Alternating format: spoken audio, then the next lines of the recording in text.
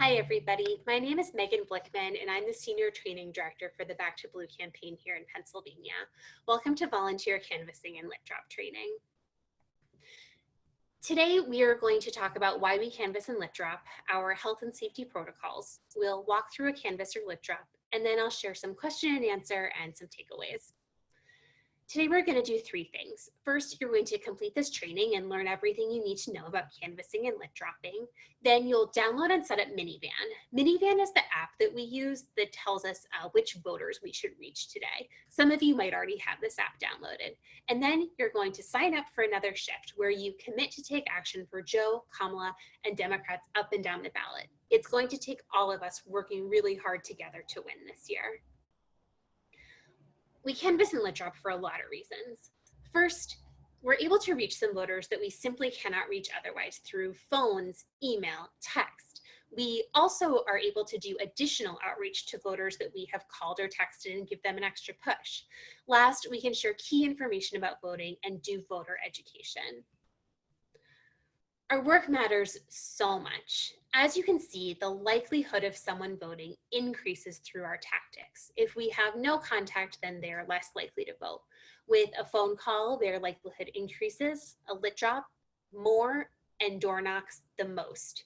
What we know is that an in-person neighbor-to-neighbor conversation right before voting is our most effective tactic to turn someone out to vote. And that's been proven by research from the Analyst Institute. They said that when we have a conversation with a voter within 10 days of voting and use the right language, we can increase their likelihood to vote. It's pretty cool stuff. Now I want to move to our health and safety protocols for canvassing and lit dropping. The health and safety of our volunteers and voters is our top priority. Therefore, all safety protocols must be followed by every staff member and volunteer. Today, you must complete the training and the volunteer health and safety acknowledgement form and questionnaire before beginning each canvassing or lit drop shift. You must not have a temperature over 100.4 degrees Fahrenheit, be experiencing any COVID or flu-like symptoms. You mustn't have been in contact with anyone who has tested positive for COVID in the past 2 weeks, or have tested positive for COVID yourself in the past 2 weeks. If you do not meet these criteria, you are not permitted to canvass or lit drop today. Here are our protocols. First, everything will be contactless today. Masks must be worn at all times. You should keep at least 6 feet distance from others at all times. If you're door knocking, be sure to take 6 big steps back from the door after ringing the doorbell or knocking, and all lit will be left on the door or on the doormat. There's a couple of things that you should do before your canvass and lit drop shift. First, you'll sign in, share your contact information, and acknowledge our health and safety policies. If you have questions while you are here at the staging location or while you're out, you can talk to a staff member or volunteer, and you'll have a point of contact and their phone number for when you're out in the field. During your canvass and lit drop shift, you should follow a couple of instructions. First, be sure to go to the correct home. Canvassers and lit droppers should go to the correct address listed in their Minivan app. If you're door knocking, knock on the door and ring the doorbell. And if you'd like, you could use a golf ball or another small object to knock on the door. If you're leaving literature, just put it on the door handle if possible, or on the mat. Please don't ever put it in the mailbox. Once you've knocked or rang the doorbell, take at least 6 big steps back so that when the voter answers the door, you'll have proper social distance. You should wait about 30 seconds, and if no one answers, just move to the next house on your list. Introduce yourself. You should wave and greet the voter. Tell them that you are a volunteer with the PA Democrats, then confirm that you're talking to the voter that matches the name on your list. Be sure to ask to speak with every voter on the list who lives in the household. Remember, throughout all of this, to maintain social distance, and that includes no handshakes, close talking, or physical contact. Always follow the script. Follow those key components in language and record the responses in the Minivan app. Don't just read off the phone, make it yours. You should make eye contact and connect with the voter. Have a real conversation, and please don't feel pressure to know every answer. For policy questions, you can refer the voter to our candidate's website and the literature. For questions on voting that you don't know, refer the voter to iwillvote.com/PA. Don't spend any more than 5 minutes with any one voter. And when you end the conversation, leave a piece of lit and always say thank you for their time. Some important do's and don'ts of canvassing and lit dropping. First, finish your entire walk list. And if you're in a pair, you should take out 2 walk lists and finish both of them. Use the script, but make it real and be yourself. Be friendly but persistent. Always maintain social distance and wear a mask. Speak loudly and clearly, and don't forget to have fun. You should wave as you greet the person who answers the door. And remember, with a mask on, they can't see your big smile. As far as things that you should not do, please don't put literature in the mailbox. Don't be rude to anyone or get into an argument. Don't give the voter an out, such as, do you have a minute or are you busy? Don't make any physical contact, and of course, don't enter anyone's home. If a voter is hostile, leave the house, and if it's necessary, go somewhere safe. If someone asks why the campaign is canvassing, just explain that you're working to ensure that everyone in their community has a plan to vote, and we are taking safety precautions. Let's take a look at the conversation we'll have with voters if we're door knocking. Every conversation should start with confirming support. They will either be undecided or a supporter. If they're undecided, talk about their values and see if you can help bring them to our side. If you can't, just tell them have a nice day and move on. If someone is a supporter, talk to them about their voting options. They should make a plan to vote early in person, make a plan to vote in person on election day, or make a plan to vote by mail by returning their ballot. At this point, we are not pushing people to apply for vote by mail because we're concerned that they won't be able to send in their ballot in time, or it won't arrive on time. And of course, any conversation should end with a volunteer ask. As a volunteer, you are in the best position to ask others to join you. There's 3 key elements to our script: confirming support, social pressure and identity labeling, and make a plan. Let's dig into the script. First, we start by confirming support. Will you be supporting Joe Biden for president? It's a 1 for strong support and 5 strong against. Our next question is identity labeling. You would say, great, thanks for your support. Official records show that you are a regular voter. Thank you for being a reliable voter and the type of person who sets a good example for your community. The reason we do this is that when we tell someone that they are a reliable voter, they want to fulfill that expectation, and it becomes a self-fulfilling prophecy. Then we move to the social pressure piece. The best way to ensure a Biden victory is to make a plan to vote as early as possible. This year, a lot of people vote early by mail or in person because it's flexible and you can vote whenever is most convenient for you. A lot of your neighbors I've spoken to will be voting early, and we're expecting record turnout in this election season. Have you decided how you'll be voting this year? No one wants to miss out on an exciting opportunity that everyone around them is part of. FOMO, or fear of missing out, is your friend. That's why we use social pressure. Then we get to the make a plan part of our script.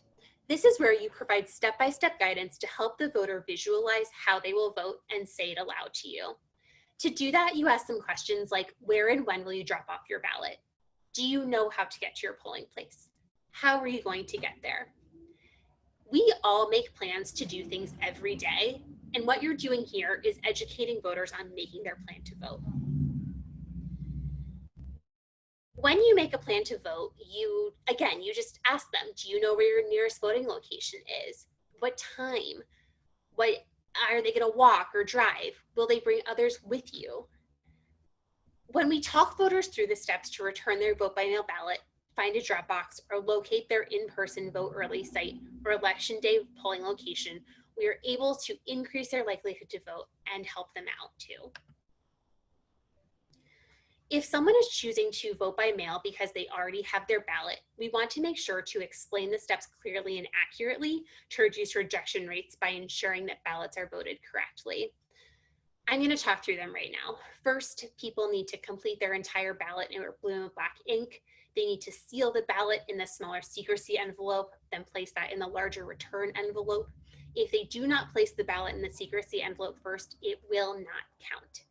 Then they need to sign and complete the voter declaration on the back of the return envelope, and then they need to be sure to return their ballot on time. You have an incredible opportunity to connect with undecided voters. I'm going to pause for a moment for you to remember your why for being here today.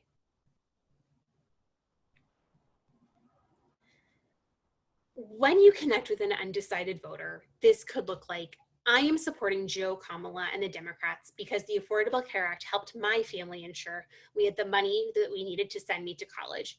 Without it, I wouldn't be where I am today. They have always stood up for families like mine.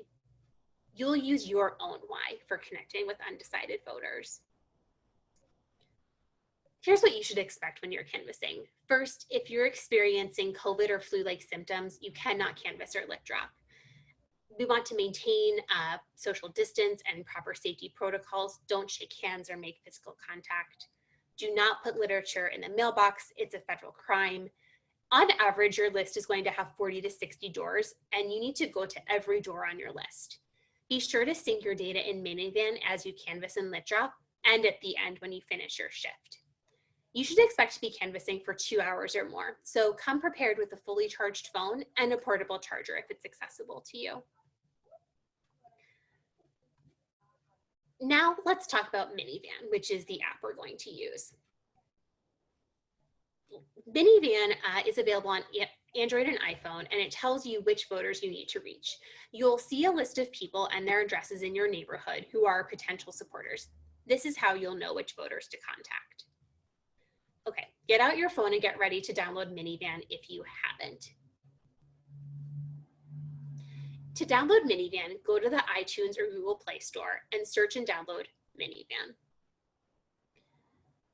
Once you've downloaded it, on their list of names, you'll see if they've already requested their ballot or if they've already voted, you'll see that Minivan. And you'll also be able to see the voters voting early in person and election day polling locations. That's all under details. You can see the red circle right here, those voting details. If the voter has requested and been mailed their ballot, the voted status will read Ball Mail. Your second step is to make a plan with them to return their ballot as early as they can. You should walk through each of the steps to do so successfully. A blue V next to voted will show up next to the voter's name if they've already cast their ballot. That's awesome. You should thank them. If there's a household with a person over 75, you will leave lit for the voter and not knock on the door. That will be clearly noted with an asterisk next to the voter's name. To record a voter response, go to the script section on the voter's page. If someone can't be reached, you should select I couldn't reach this contact if you do not have a conversation with the voter, and then choose the reason why. Not home, refused, inaccessible, deceased, moved. They speak Spanish or another language. A quick tip here, if you're using an iPhone, you can actually just swipe right on the contact's name from the list view and just mark them as not home. It's just a quick little tip. If you do speak to the contact, you should follow the script and record the voter's response to each question. Will you support Joe Biden for president in 2020? How will you be participating in this election? Have you had a chance to return your ballot yet? You should be sure to end every conversation with a volunteer ask and thank the voter for their time. I'm sure you lit droppers are wondering how you enter in data for dropping lit at a voter's home. This is how you record your work.